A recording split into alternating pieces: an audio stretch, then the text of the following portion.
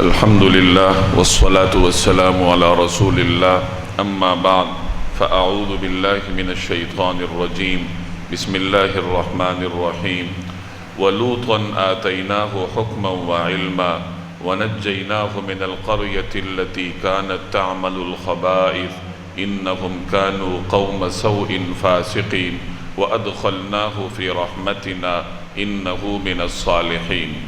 ان آیات میں اللہ تبارک و تعالی مختلف انبیاء علیہم السلام کے واقعات کو مختصر طریقے سے بیان فرما رہا ہے۔ پچھلی آیات میں حضرت ابراہیم علیہ السلام اور حضرت ابراہیم علیہ السلام کا واقعہ آپ کے سامنے گزرا۔ اس سے پہلے حضرت موسیٰ اور حضرت ہارون کا واقعہ گزرا۔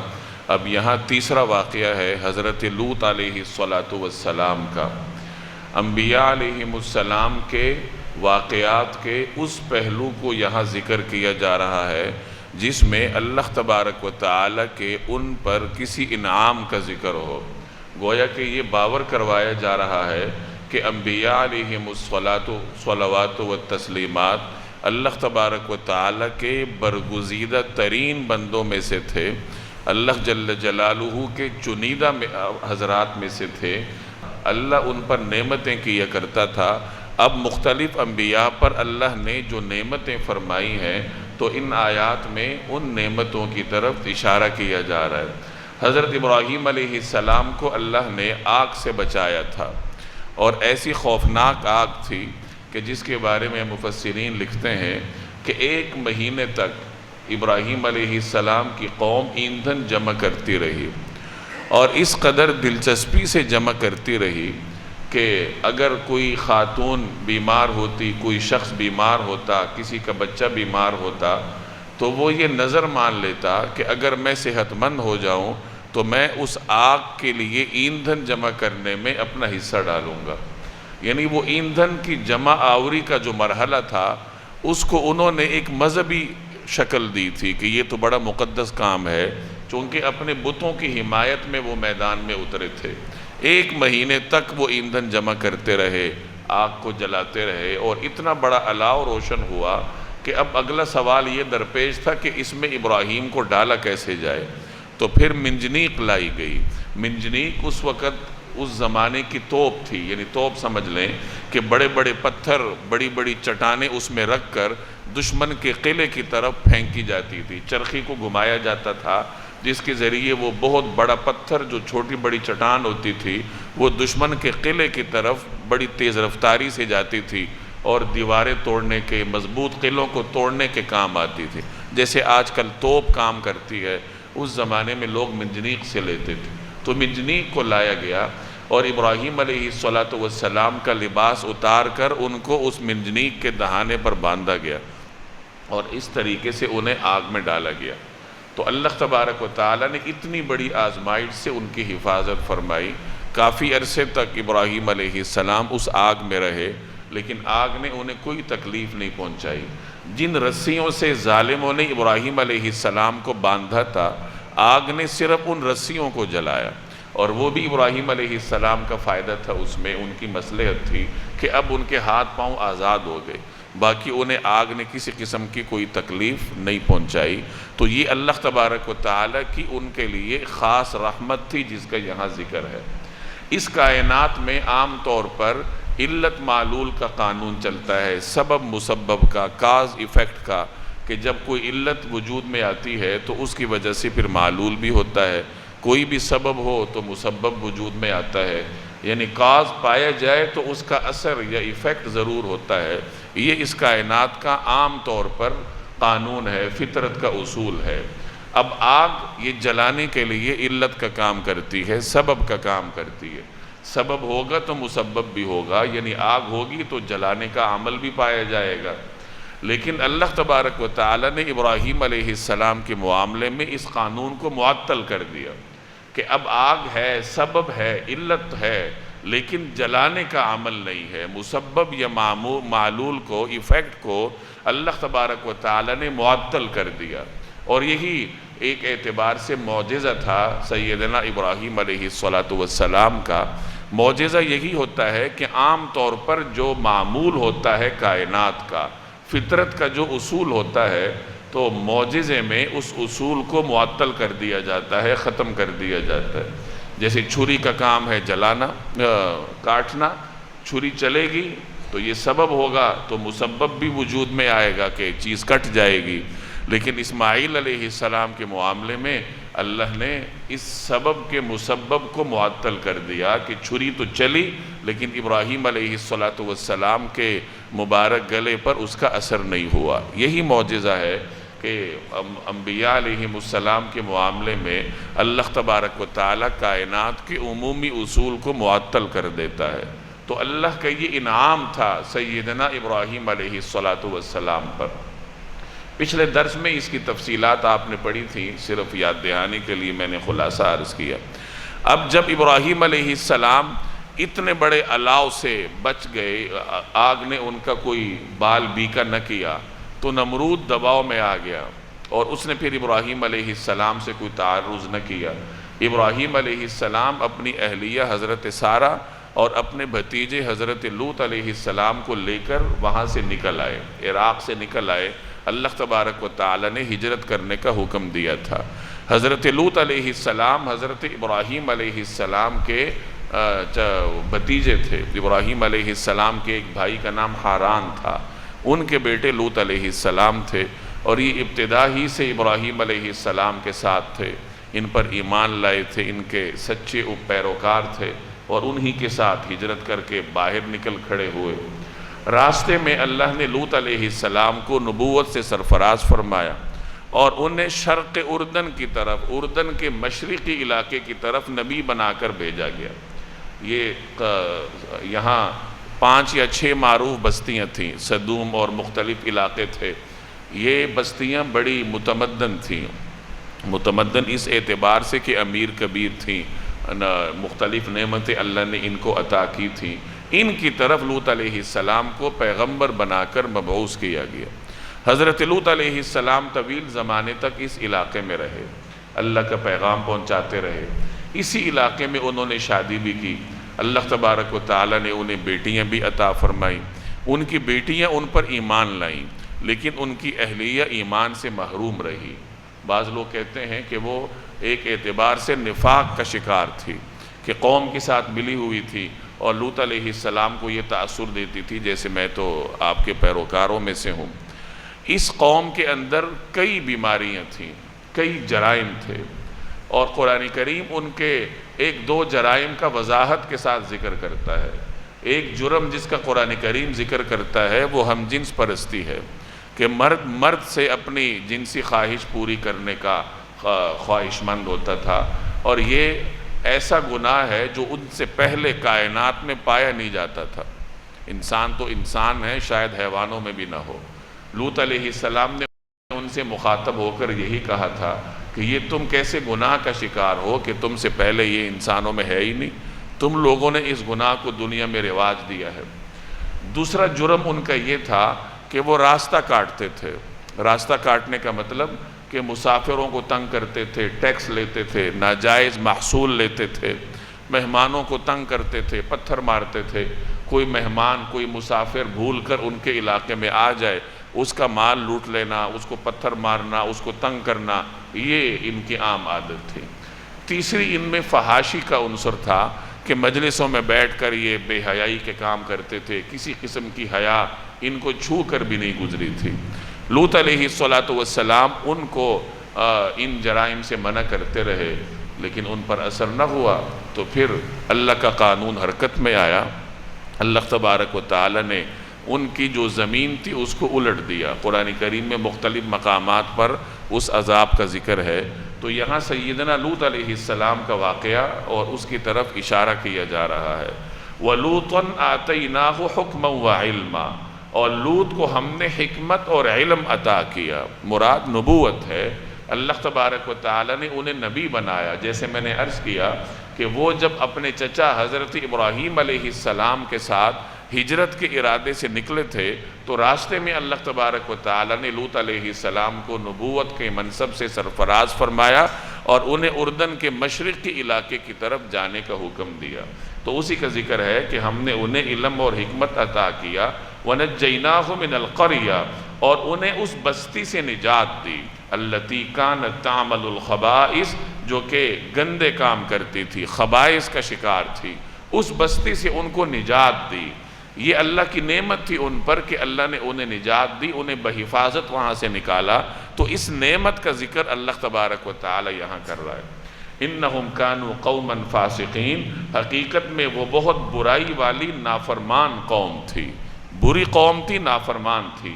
وَأَدْخَلْنَاهُ فِي رَحْمَتِنَا، اور لوط کو ہم نے اپنی رحمت میں داخل کر لیا، انہو من الصالحین، وہ یقیناً نیک لوگوں میں سے تھے، پیغمبر تھے، اللہ تبارک و تعالی کے برگزیدہ اور چنیدہ تھے۔ وَنُوحًا إِذْ نَادَى مِن قَبْلُ فَاسْتَجَبْنَا لَهُ فَنَجَّيْنَاهُ وَأَهْلَهُ مِنَ الْكَرْبِ الْعَظِيمِ وَنَصَرْنَاهُ مِنَ الْقَوْمِ الَّذِينَ كَذَّبُوا بِآيَاتِنَا إِنَّهُمْ كَانُوا قَوْمَ سَوْءٍ فَأَغْرَقْنَاهُمْ أَجْمَعِينَ۔ ان دو آیات میں حضرت نوح علیہ السلام پر اللہ کی نعمت کا ذکر ہے۔ سیدنا نوح علیہ السلام کا زمانہ حضرت آدم علیہ السلام کے زمانے کے تقریباً 1000 برس بعد کا ہے۔ وہ آدم علیہ السلام کے کوئی 1000 برس بعد تشریف لائے۔ یہ اول الرسل ہیں، رسولوں میں سے پہلے ہیں۔ آپ جانتے ہیں کہ 2 قسم کی اصطلاحات استعمال ہوتی ہیں، ایک نبی کی اور ایک رسول کی۔ ان کے درمیان معمولی سا فرق ہے تکنیکی اعتبار سے۔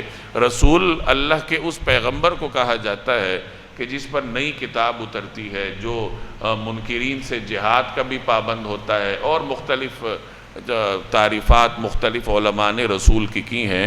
بہرحال اتنی بات طے شدہ ہے کہ رسولوں میں سے پہلے حضرت نوح علیہ السلام ہے۔ ان سے پہلے حضرت شیس گزرے ہیں، حضرت ادریس بھی گزرے ہیں، حضرت آدم علیہ السلام گزرے ہیں۔ یہ حضرات نبوت کے منصب پر فائز تھے۔ رسولوں میں سے پہلے یا اول الرسل جناب رسول اللہ صلی اللہ علیہ وسلم کی روایت کے مطابق، آپ کے فرمان کے مطابق حضرت نوح علیہ السلام تھے۔ انہوں نے طویل زمانے تک اپنی قوم کو سمجھایا، ہر ممکن طریقے سے سمجھایا۔ ان کے قوم میں بڑے بڑے سردار تھے، رؤساء تھے۔ نوح علیہ السلام پر ایمان لانے والے عام طور پر غریب لوگ تھے، تو ان کی قوم کے سردار ان سے کہا کرتے تھے ما نراک اتبعک الا الذین هم اراذلنا بادی الرأی، کہ ہم تو بس یہی دیکھتے ہیں کہ آپ کے پیروکار وہی لوگ ہیں جو ہم میں سے کم درجے کے سمجھے جاتے تھے، کم درجے کے سمجھے جاتے ہیں، تو ہم تو آپ کی اتباع نہیں کریں گے۔ نوح علیہ السلام مختلف اسالیب سے، طریقوں سے ان کو سمجھاتے رہے۔ جب ان کو نظر آ گیا کہ یہ قوم باز آنے والی نہیں ہے، اور ان کے دنیا میں رہنے کا مطلب یہ ہے فتنے کو مزید ترویج دینا، پھر انہوں نے اللہ کے حضور دعا کی کہ یا رب العالمین، ان کافروں میں سے کسی کا گھر باقی نہ رکھ، ان میں سے کسی کو روئے زمین پر باقی نہ رکھ، اس لیے کہ اگر یہ روئے زمین پر رہیں گے تو فتنے ہی کو ترجیح دیں گے، لہٰذا آپ ان کو جڑ سے اکھیڑ ڈالیے۔ اللہ تبارک و تعالی نے حضرت نوح علیہ السلام کی دعا کو قبول فرمایا، اور پھر وہ طوفان آیا جس کا ذکر آپ پیچھے پڑھ کر آئے ہیں۔ تو نوح علیہ السلام کو اللہ تبارک و تعالی نے اس طوفان سے نجات عطا فرمائی، اور اپنی قوم کی اذیتوں سے ان کو نجات عطا فرمائی۔ تو اس رحمت کا ان آیات میں ذکر ہے۔ وَنُوحًا إِذْ نَادَى مِن قَبْلُ، اور نوح کو بھی، یعنی نوح کو بھی ہم نے علم اور حکمت عطا کیا، جس کا ذکر پیچھے لوط علیہ السلام کے ضمن میں آیا، اس سے پہلے حضرت موسیٰ اور حضرت ہارون علیہ السلام کے ضمن میں آیا۔ اِذْ نَادَى مِن قَبْلُ، اور وہ وقت یاد کیجئے جب کہ انہوں نے اس سے پہلے ہمیں پکارا، فَاسْتَجَبْنَا لَهُ، تو ہم نے ان کی دعا قبول کی، فَنَجَّيْنَاهُ وَأَهْلَهُ، ہم نے نجات دی ان کو اور ان کے اہل کو، ان کے اہل خانہ کو، من الکرب العظیم، ایک بڑے کرب سے، بڑی بھاری مصیبت سے، اور ان کو اور ان کے ساتھیوں کو بڑی بھاری مصیبت سے بچا لیا۔ وَنَصَرْنَاهُ مِنَ الْقَوْمِ، اور ہم نے ان کی مدد کی ایسی قوم کے مقابلے میں، الَّذِينَ كَذَّبُوا بِآيَاتِنَا، جس قوم نے ہماری نشانیوں کو جھٹلایا تھا، إِنَّهُمْ كَانُوا قَوْمَ سَوْءٍ، حقیقت یہ ہے کہ وہ بہت برے لوگ تھے، فَأَغْرَقْنَاهُمْ أَجْمَعِينَ، اس لیے ہم نے ان سب کو غرق کر دیا۔ ان کے اوپر طوفان آیا کہ بارش برستی رہی اور نیچے زمین سے بھی پانی ابلتا رہا، اور اتنا بڑا طوفان آیا کہ بڑے بڑے پہاڑ اس میں ڈوب گئے، اور وہ سارے نافرمان اس پانی کے نظر ہو گئے۔ صرف وہ لوگ باقی رہے جو نوح علیہ السلام پر ایمان رکھتے تھے۔ اللہ تبارک و تعالیٰ کے حکم سے حضرت نوح علیہ السلام نے ایک کشتی بنائی تھی، اور اس کشتی میں وہ اہل ایمان سوار ہو گئے، اور وہی کشتی کی اس وقت نجات کا ذریعہ تھی کہ جو لوگ کشتی میں ہیں وہ محفوظ ہیں، باقی سارے کے سارے غرق ہو گئے۔ وَدَاوُودَ وَسُلَيْمَانَ اِذْ يَحْكُمَانِ فِي الْحَرْثِ اِذْ نَفَشَتْ فِيهِ غَنَمُ الْقَوْمِ وَكُنَّا لِحُكْمِهِمْ شَاهِدِينَ فَفَخَّمْنَاهَا سُلَيْمَانَ۔ اب یہاں حضرت داؤد علیہ السلام اور حضرت سلیمان علیہ السلام کا ذکر ہو رہا ہے۔ حضرت داؤد علیہ السلام حضرت سلیمان علیہ السلام کے والد تھے۔ یہ بنی اسرائیل کے انبیاء میں سے ہیں، اور طالوت کے زمانے میں اللہ تبارک و تعالی نے ان کو بادشاہت بھی عطا فرمائی، نبوت بھی عطا فرمائی۔ ان سے پہلے بنی اسرائیل میں دستور یہ تھا کہ نبوت ایک خاندان میں ہوتی تھی اور بادشاہت کسی اور خاندان میں ہوتی تھی، یعنی پیغمبر بنی اسرائیل کی ایک برادری میں ہوتے تھے تو بادشاہت بنی اسرائیل کی کسی دوسری برادری میں ہوتی تھی۔ داؤد علیہ السلام وہ پہلی شخصیت ہیں بنی اسرائیل میں سے جن پر اللہ تبارک و تعالی نے نبوت اور بادشاہت دونوں کو جمع فرمایا تھا۔ اللہ تبارک و تعالی نے انہیں بڑی عظیم سلطنت عطا فرمائی تھی، ان پر مختلف نعمتیں فرمائی تھیں، جن میں سے ایک نعمت یہ تھی کہ ان کے ہاتھ میں لوہا جا کر نرم ہو جایا کرتا تھا۔ یہ بغیر کسی بٹی کے، بغیر پگھلائے لوہے کو مروڑ کر توڑ کر اس سے زرہ بنایا کرتے تھے، اور زرے کی کڑیاں ایسی معتدل اور ترتیب کے ساتھ ہوتی تھی کہ اس کی نظیر لانا مشکل ہو جاتا تھا۔ تو یہ اللہ تبارک و تعالی نے انہیں فن عطا فرمایا تھا۔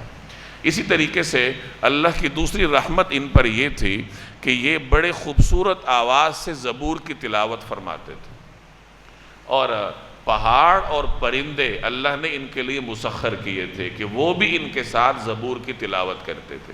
اس کی تفصیل آیت کے ضمن میں آ جائے گی۔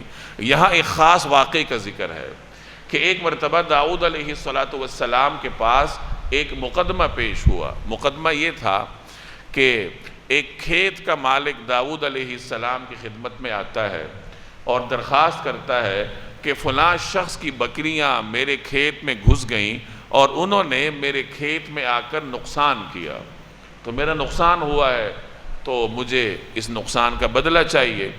حضرت داؤد علیہ السلام نے فیصلہ یہ دیا کہ یہ نقصان جو ہوا ہے چونکہ وہ بکریوں کی قیمت کے برابر ہے، لہٰذا بکریوں کے مالک کو حکم دیا کہ تم اپنی بکریاں کھیت کے مالک کے حوالے کر دو تاکہ اس کا جو نقصان تم نے کیا ہے وہ پورا ہو جائے۔ یہ داؤد علیہ السلام نے فیصلہ فرمایا جو کہ ان کی شریعت کے مطابق تھا، ان کا ایک اجتہاد تھا جو کہ انہوں نے فرمایا۔ حضرت سلیمان علیہ السلام جو ان کے صاحبزادے تھے اور اس وقت ان کی عمر 11 برس کی تھی، وہ بھی وہاں موجود تھے۔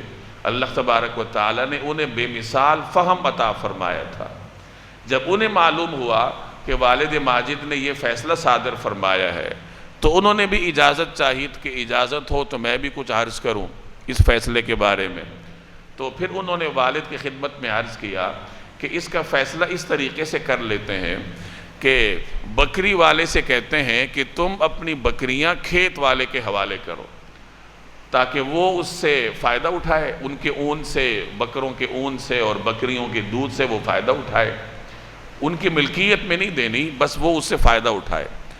اور کھیت کے مالک سے کہا جائے کہ تم اپنا کھیت اس بکری کے مالک کو دے دو، اور وہ بکریوں کا مالک اس کھیت میں محنت کرے، یعنی جو فصل تباہ ہوئی ہے تو وہ محنت کرے اور فصل کو دوبارہ اگائے، جب تک وہ فصل کو دوبارہ اپنی پرانی پوزیشن پر واپس نہ لائے اس وقت تک کھیت کا مالک اس کی بکریوں سے فائدہ اٹھاتا رہے، اور جب کھیت واپس اپنی شکل پر آ جائے جیسے وہ پہلے تھا تو پھر دونوں اپنی اپنی ملکیت واپس لے لیں، کھیت کا مالک اپنا کھیت لے لے اور بکریوں کے مالک اپنی بکریاں لے لے۔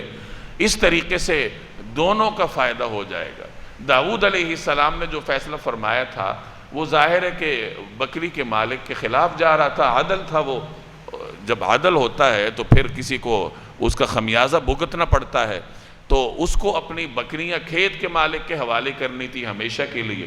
اور سلیمان علیہ السلام جو صورت بتا رہے تھے تو اس میں دونوں کا فائدہ تھا کہ کھیت کا جو مالک ہے اس کو کھیت اصلی شکل میں واپس مل جاتا اور اس وقت تک وہ بکریوں کے دودھ سے فائدہ اٹھاتا، اور جو بکریوں کا مالک ہے وہ اپنے اس عمل کا اتنا خمیازہ بھگت لیتا کہ کھیت کی خدمت کرتا، اس کو اگاتا، لیکن بہرحال اس کی بکریاں اس کو واپس مل جانی تھی.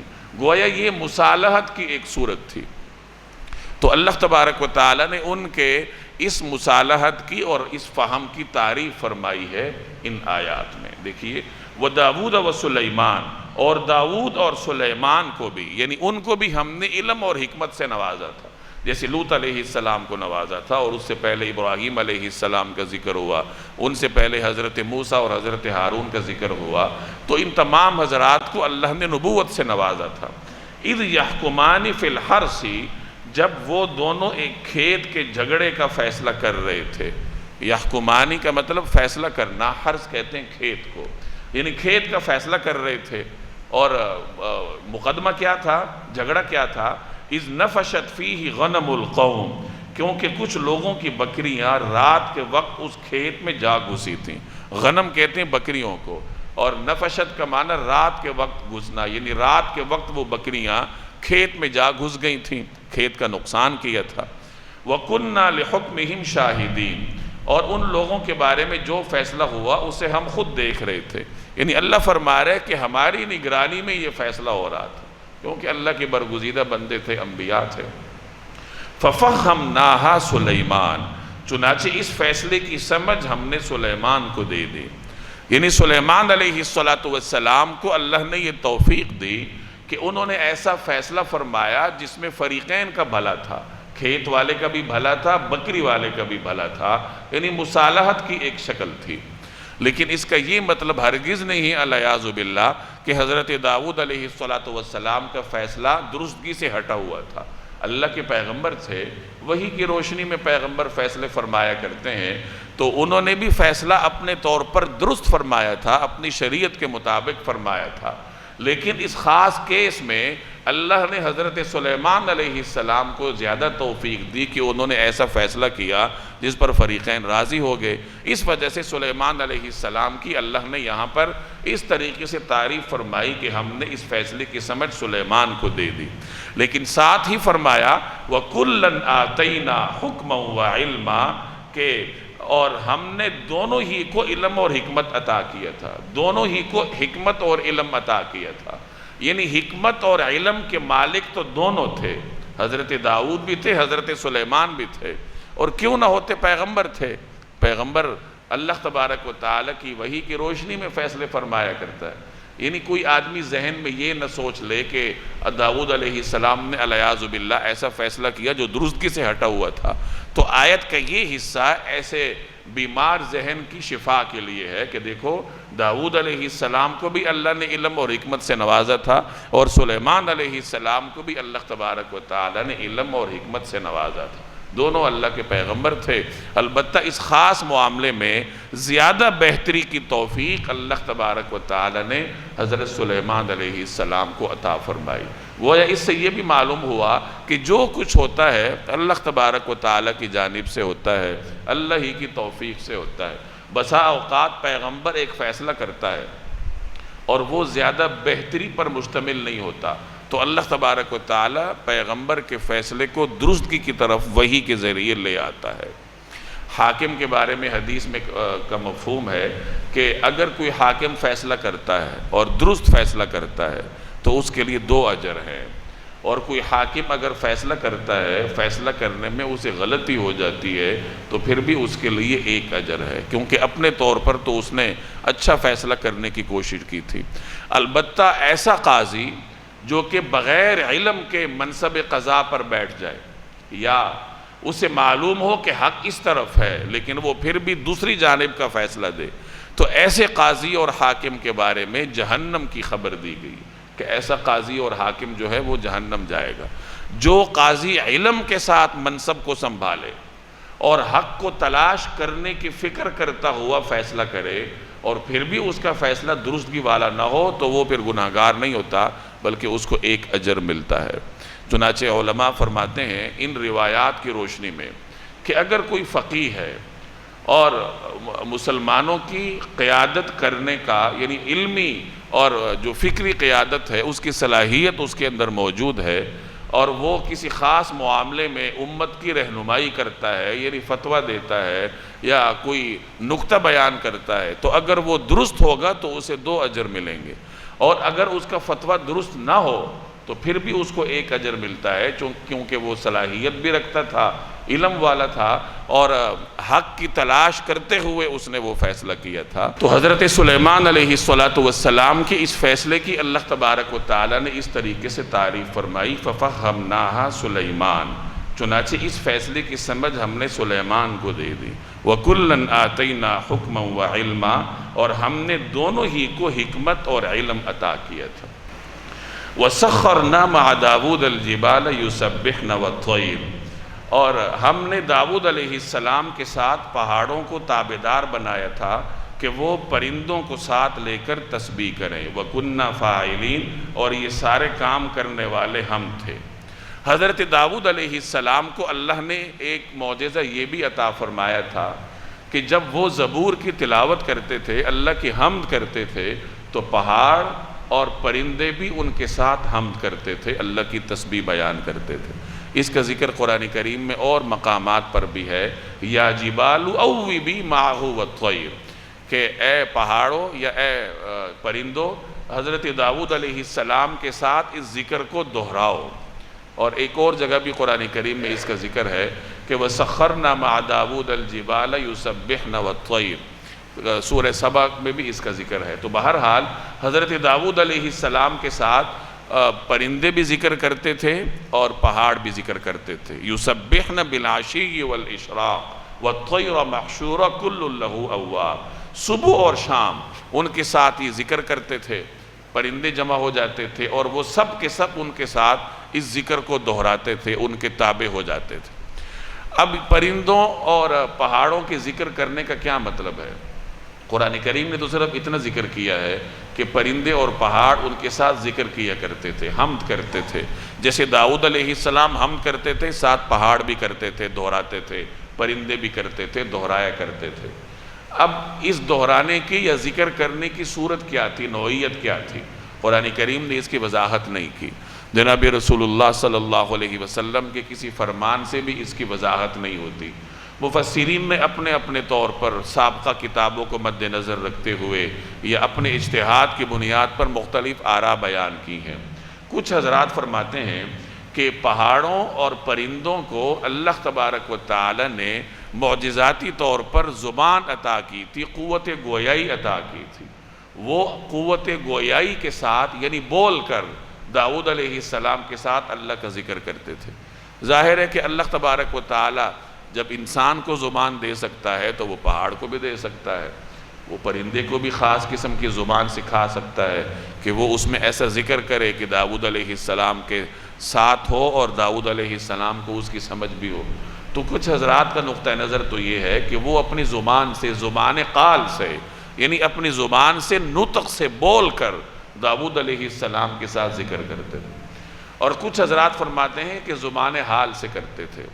یعنی زبان حال کا مطلب یہ کہ جیسے تمام چیزیں اللہ کا ذکر کرتی ہیں تو گویا وہ بھی داؤد علیہ السلام کے ساتھ ذکر کرتے تھے۔ ایک نقطہ نظر یہ ہے کہ داؤد علیہ السلام کی سلطنت میں پہاڑ بہت زیادہ تھے، جہاں وہ تشریف فرما تھے تو ارد گرد پہاڑ ہوتے تھے، تو وہ جب اپنے گھر سے نکلتے تھے یا کہیں جاتے تھے پہاڑوں کے درمیان سے گزرتے تھے تو اللہ کی حمد کرتے تھے، اور انہیں اللہ نے بڑی خوبصورت آواز عطا کی تھی، تو وہ جب زور سے اللہ کی حمد کرتے تھے تو ان کی آواز پہاڑوں میں گونجتی تھی، تو اس گونج کے ذریعے گویا کہ پہاڑ ان کی ذکر میں شامل ہو جاتے تھے۔ تو یہ مختلف نقطہ نظر ہیں۔ قرآن کریم نے بس ہمیں اتنا بتایا کہ پہاڑ اور پرندے سیدنا داؤد علیہ السلام کے ساتھ ذکر کرتے تھے، اللہ کی حمد کرتے تھے۔ اللہ نے حضرت داؤد علیہ السلام کو پرندوں کی بولی کا علم بھی عطا فرمایا تھا، جیسے حضرت سلیمان علیہ السلام کو عطا کیا تھا۔ ایک معجزہ حضرت داؤد علیہ السلام کو اللہ نے یہ عطا کیا تھا کہ وہ جب اپنے گھوڑے پر سواری پر تشریف فرما ہوتے تھے تو سواری پر بیٹھنے سے پہلے وہ زین کسی جاتی ہے، کجاوا کسا جاتا ہے، تو کجاوا کستے کستے وہ زبور کی تلاوت مکمل کر لیا کرتے تھے۔ ظاہر ہے کہ کجاوا کسنے کا جو عمل ہے وہ تھوڑے سے وقت میں چند لمحات میں ہوتا ہے، اور زبور باقاعدہ ایک صحیفہ ہے، لیکن اتنے مختصر وقت میں وہ زبور کی مکمل تلاوت فرما لیا کرتے تھے۔ گویا اللہ نے انہیں سرعت کلام کا معجزہ عطا فرمایا تھا کہ وہ اس خاص وقت میں جب زبور کی تلاوت کرتے تھے تو اس قدر سرعت اور تیزی کے ساتھ کرتے تھے کہ چند لمحات میں زبور کی تلاوت پوری ہو جایا کرتی تھی۔ بعض علماء فرماتے ہیں کہ اللہ نے حضرت داؤد علیہ السلام کے اس معجزے کا اثر امت محمدیہ کے کچھ مخصوص حضرات پر بھی ظاہر کیا ہے کہ اس امت کے کچھ برگزیدہ اور چنیدہ لوگوں کو اللہ نے یہ توفیق دی ہے کہ وہ بہت کم وقت میں قرآن کریم کا ختم کر لیتے ہیں، قرآن کریم مکمل کر لیتے ہیں۔ بعض صحابہ کے بارے میں بھی آتا ہے، غالباً حضرت عثمان کے بارے میں، کہ وہ ایک رکعت میں قرآن کریم کی مکمل تلاوت فرما لیا کرتے تھے۔ اس کے بعد بھی امت میں ایسے بڑے بڑے لوگ گزرے ہیں، اب یہ عقل میں آنے والی باتیں نہیں ہیں، لیکن اللہ تبارک و تعالی اپنے برگزیدہ بندوں پر جب رحمت کرتا ہے تو اس طریقے سے رحمت کرتا ہے کہ خلاف عقل انہیں ایسی خصوصیات سے نواز دیتا ہے کہ عام آدمی کے بس میں وہ بات ہوتی نہیں ہے۔ تو یہ داؤد علیہ السلام پر اللہ تبارک و تعالی کی ایک رحمت تھی۔ حضرت ابو موسیٰ اشعری رضی اللہ تعالی عنہ قرآن کریم کی تلاوت بڑے خوبصورت لب و لہجے میں کرتے تھے۔ نبی کریم صلی اللہ علیہ وسلم نے ان سے ایک مرتبہ ارشاد فرمایا کہ تمہیں داؤد علیہ السلام کا لحن عطا ہوا ہے، یعنی اللہ نے تمہیں داؤد علیہ السلام کے حسن صوت میں سے حصہ عطا فرمایا، یا ان کا جو لحن ہے، ان کا لہجہ ہے، اللہ جل جلالہ نے اس میں سے تمہیں بھی حصہ عطا فرمایا ہے۔ وَسَخَّرْنَا مَعَ دَاوُودَ الْجِبَالَ يُسَبِّحْنَا وَالطَّيْرَ، اور ہم نے داؤد کے ساتھ پہاڑوں کو تابعدار بنا دیا تھا کہ وہ پرندوں کو ساتھ لے کر تسبیح کریں۔ وَكُنَّا فَاعِلِينَ، اور یہ سارے کام کرنے والے ہم تھے، یعنی اللہ فرما رہے کہ یہ کام کرنے والے ہم تھے۔ تو جب اللہ ایک کام کرتا ہے تو پھر اس میں عقل کا تو کوئی عمل دخل نہیں ہوتا، نہ سبب اور علت کا کوئی عمل دخل ہوتا ہے۔ اللہ چاہے تو سبب کو تبدیل کر دے، علت کو تبدیل کر دے۔ وَعَلَّمْنَاهُ صَنْعَةَ لَبُوسٍ لَكُمْ لِتُحْصِنَكُمْ بِبَأْسِكُمْ، اور ہم نے انہیں تمہارے فائدے کے لیے ایک جنگی لباس بنانے کی صنعت سکھائی تاکہ وہ تمہیں لڑائی میں ایک دوسرے کی زد سے بچائے۔ فَهَلْ أَنْتُمْ شَاكِرُونَ، اب بتاؤ کہ کیا تم شکر گزار ہو۔ داؤد علیہ السلام کے زمانے سے لوہے کا جو رواج ہے وہ شروع ہوا ہے، یعنی لوہے کو جنگی ہتھیار بنانے میں استعمال کرنے کی جو تاریخ ہے وہ داؤد علیہ السلام کے زمانے کے لگ بھگ سے شروع ہوتی ہے۔ یہاں حضرت داؤد علیہ السلام کو زرہ سکھانے کے عمل کی وضاحت کی گئی ہے کہ اللہ تبارک و تعالی نے انہیں زرہ بنانے کا طریقہ کار سکھایا تھا کہ زرہ کس طریقے سے بنایا جاتا ہے، اور ان کا معجزہ یہ تھا کہ انہیں زرہ بنانے کے لیے کسی بھٹی کی ضرورت نہیں ہے۔ لوہے کو نرم کرنا، اس کو پہلے آگ میں تپش دینا، یہ اللہ نے ان کی ضرورت نہیں رکھی تھی، بس لوہا ان کے ہاتھ میں آ کر نرم ہو جایا کرتا تھا۔ یہ انہیں اللہ نے ایک معجزہ عطا فرمایا تھا، اس کا ذکر ہے یہاں کہ ہم نے انہیں تمہارے فائدے کے لیے جنگی لباس بنانے کی صنعت سکھائی تاکہ وہ تمہیں لڑائی میں ایک دوسرے کی زد سے بچائے، یعنی زرہ پہن کر انسان دوسرے کے وار سے بچتا ہے، تو اس کا ذکر ہے کہ ایک دوسرے کی زد سے تم بچ سکو۔ اب بتاؤ کیا تم شکر گزار ہو، یعنی اللہ نے تمہیں اتنی نعمتیں عطا کی ہیں پیغمبروں کے ذریعے، تو کیا تم شکر کرو گے یا نہیں؟ اب یہاں ایک صنعت کے ضمن میں ایک پیغمبر کی تعریف فرمائی جا رہی ہے کہ وہ اپنے ہاتھ سے زرہ بنایا کرتے تھے، گویا ایک دستکاری کی قسم ہے، ہاتھ سے کام کرنا، اور ایک پیغمبر کی طرف اس کی نسبت ہے اور ان کی تعریف فرمائی جا رہی ہے۔ اس کا مطلب یہ ہوا کہ ہاتھ سے کما کر کھانا یہ افضل ترین عمل ہے، اور انسان کسی بھی پیشے سے وابستہ ہو، ہاتھ سے کوئی ہنر کے ذریعے کوئی چیز بنا کر بیچے اور اپنے اس ہنر کی کمائی کھائے تو یہ اس کے لیے پسندیدہ ترین کمائی ہے۔ جیسے ایک روایت کا مفہوم ہے کہ اللہ کے نبی حضرت داؤد علیہ السلام اپنے ہاتھ کی کمائی تناول فرماتے تھے، ہاتھ کی کمائی کھاتے تھے، اور گویا یہی بہترین کمائی ہے۔ اس لیے کبھی بھی کسی پیشے کو کم تر نگاہوں سے نہیں دیکھنا چاہیے۔ کوئی لوہا بنانے کا کام کرتا ہے، کوئی جوتا بنانے کا کام کرتا ہے، کوئی صفائی کا کام کر رہا ہے تو وہ بھی ہاتھ سے کام کر رہا ہے، تو کبھی بھی کسی پیشے کو کم تر نگاہوں سے نہیں دیکھنا چاہیے۔ وَلِسُلَيْمَانَ الرِّيحَ عَاصِفَةً تَجْرِي بِأَمْرِهِ إِلَى الْأَرْضِ الَّتِي بَارَكْنَا فِيهَا، اور ہم نے تیز چلتی ہوئی ہوا کو سلیمان کے تابع کر دیا تھا جو ان کے حکم سے اس سرزمین کی طرف چلتی تھی جس میں ہم نے برکتیں رکھی ہیں۔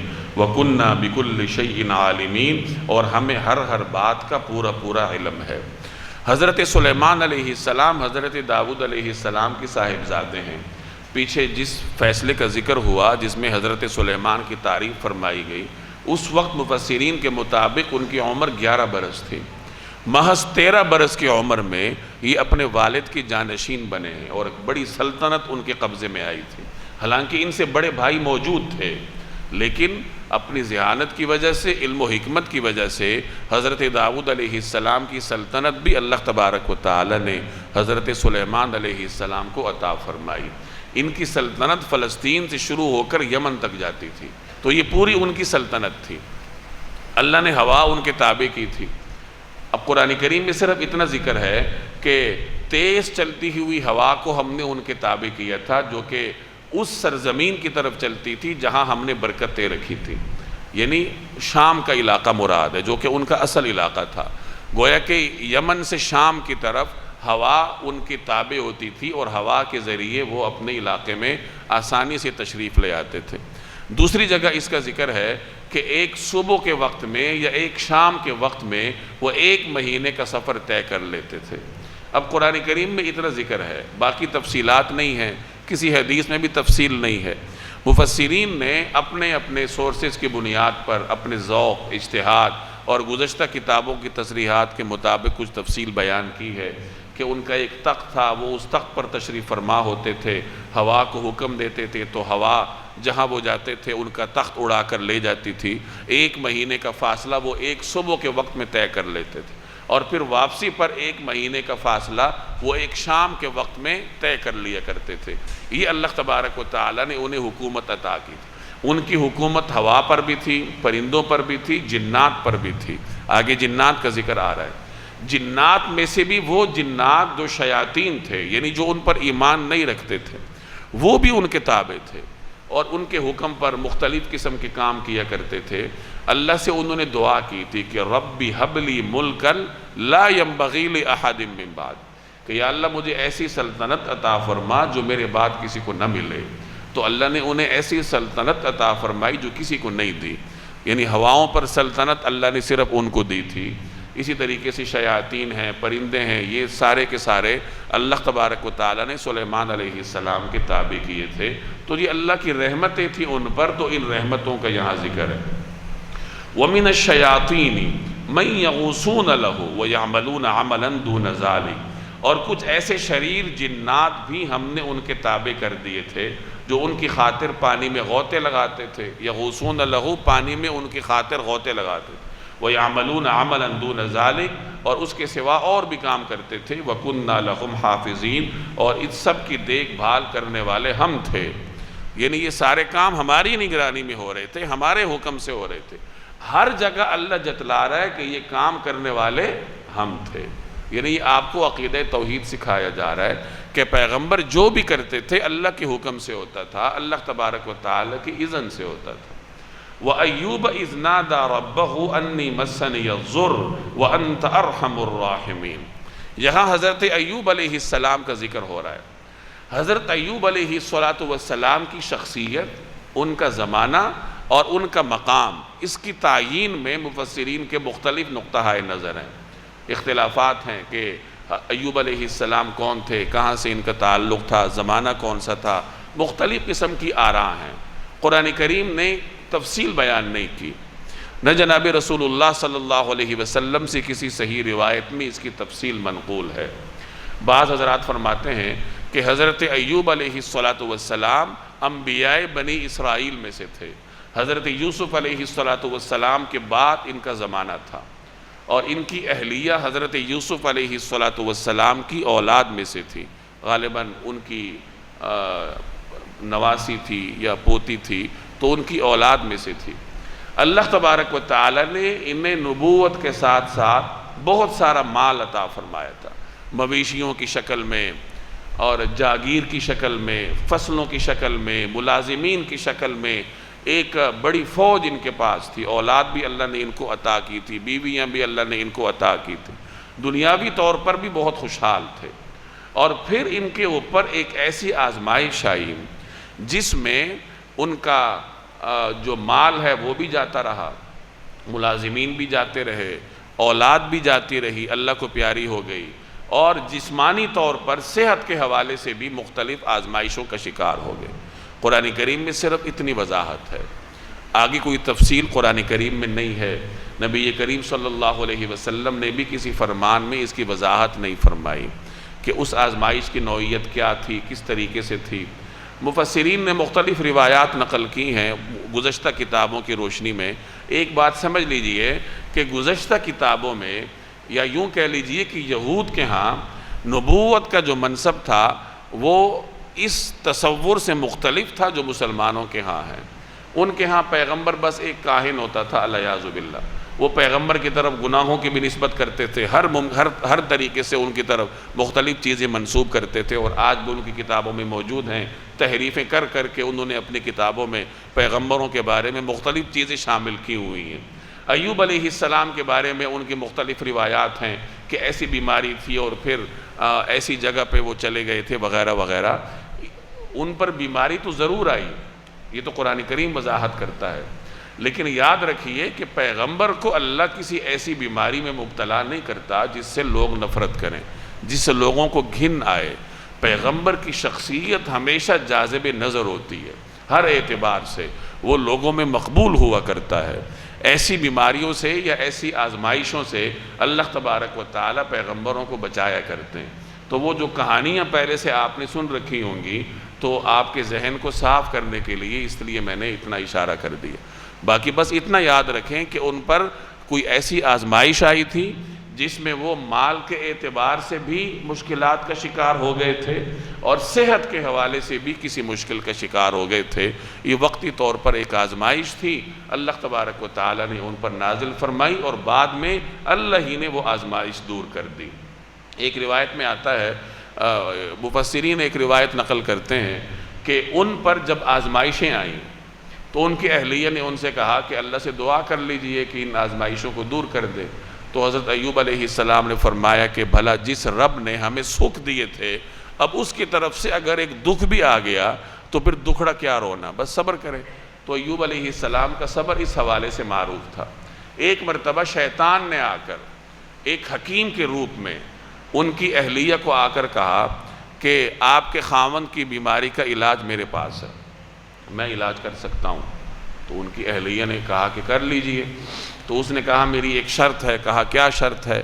تو اس نے کہا کہ جب شفا ہو جائے گی تو آپ نے ایک دفعہ یوں کہنا ہے کہ ایوب کو میں نے شفا دی۔